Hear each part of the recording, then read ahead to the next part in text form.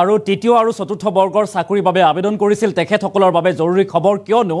মুখ্যমন্ত্ৰী ডক্টৰ হিমন্ত বিশ্ব শৰ্মাই বৃহৎ ঘোষণা কৰা দেখিবলৈ পোৱা গৈছে জুলাই আৰু সেপ্টেম্বৰ মাহতেই এডমিট কাৰ্ড প্ৰকাশ পাব অৰ্থাৎ পৰীক্ষাত অৱতীৰ্ণ হ'ব পাৰিব এই সকল পৰীক্ষাৰ্থীয়ে যিসকলে চৰকাৰী চাকৰি লাভৰ বাবে দীৰ্ঘদিনৰ পৰা প্ৰস্তুতি চলাই আছে তেখেতসকলৰ বাবে বৃহৎ ঘোষণা কৰিছে মুখ্যমন্ত্ৰী গৰাকী আৰু সমান্তৰালকৈ চৰকাৰী চাকৰি যিসকলে লাভ কৰিব তেখেতসকলৰ বাবে কেইবাটাও সুবিধা বুলি ঘোষণা কৰা দেখিবলৈ পোৱা গৈছে মুখ্যমন্ত্ৰী গৰাকীৰ তৰফৰ পৰা আমি কি কৈছিল মুখ্যমন্ত্ৰী গৰাকীয়ে সবিস্তাৰে লৈ আহিম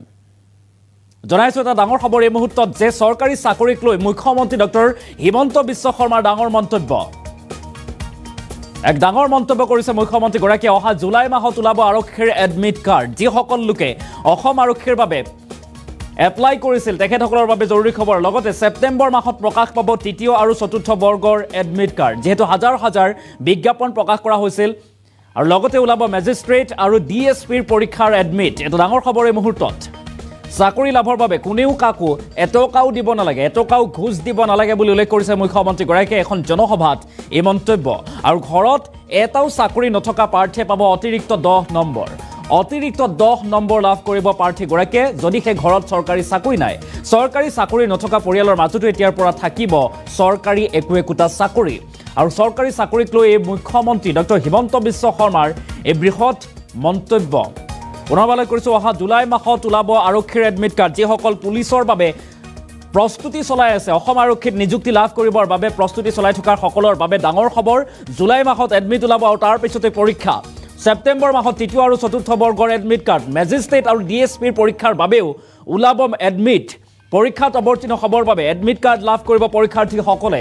চাকৰি লাভৰ বাবে কোনেও কাকো এটকাও দিব নালাগে বুলি উল্লেখ কৰিছে মুখ্যমন্ত্ৰী ডক্টৰ হিমন্ত বিশ্ব শৰ্মাই আৰু ঘৰত এটাও চৰকাৰী চাকৰি নথকা প্ৰাৰ্থীয়ে অতিৰিক্ত 10 নম্বৰ লাভ কৰিব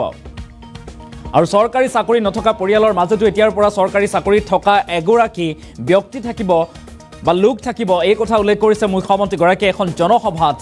চৰকাৰী চাকৰি প্ৰত্যাশীৰ বাবে নিবনুৱা লাখ লাখ নিবনুৱাক উদ্দেশ্যি এক বৃহৎ ঘোষণা আৰু অহা এটা বছৰৰ ভিতৰত আৰু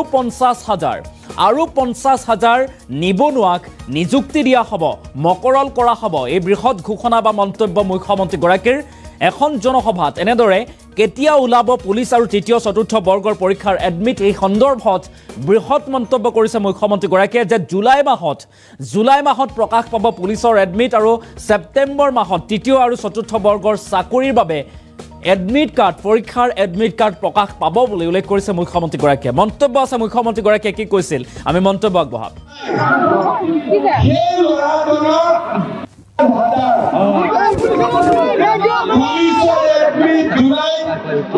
সেপ্টেম্বৰ অক্টোবৰত তৃতীয় চতুৰ্থ শ্ৰেণী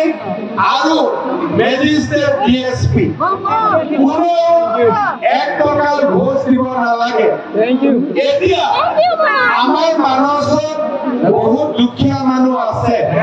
যাৰ পৰিয়ালত এটাও চাকৰি নাই এতিয়া নিয়ম কৰিছো কেতিয়াবা চাকৰি ৰিজাল্ট দিলে আমি দেখো যে এখন ঘৰলে তিনিটা লৰাই চাকৰি পাব আৰু কাৰোবাৰ ঘৰত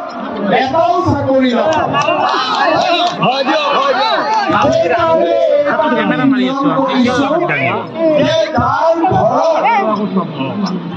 এটাও চৰকাৰী চাকৰি নাই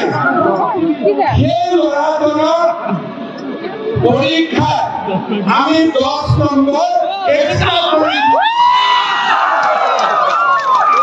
যাতে চাকৰি নোহোৱা মানুহৰ ঘৰতো এটা চাকৰি হ'ব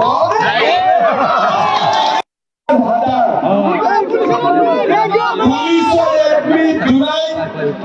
সেপ্টেম্বৰ অক্টোবৰত তৃতীয় চতুৰ্থ শ্ৰেণী আৰু মেজিষ্ট্ৰেট ডিএছপি কোনো 1 টকা ঘুষ দিব নালাগে এতিয়া আমাৰ মানসত বহুত দুখীয়া মানুহ আছে যাৰ পৰিয়ালত এটাও চাকৰি নাই এতিয়া নিয়ম কৰিছো কেতিয়াবা চাকৰি ৰিজাল্ট দিলে আমি দেখো যে এখন ঘৰলে তিনটা লৰাই চাকৰি পাব আৰু কাৰোবাৰ ঘৰত এটাও চাকৰি নাপাব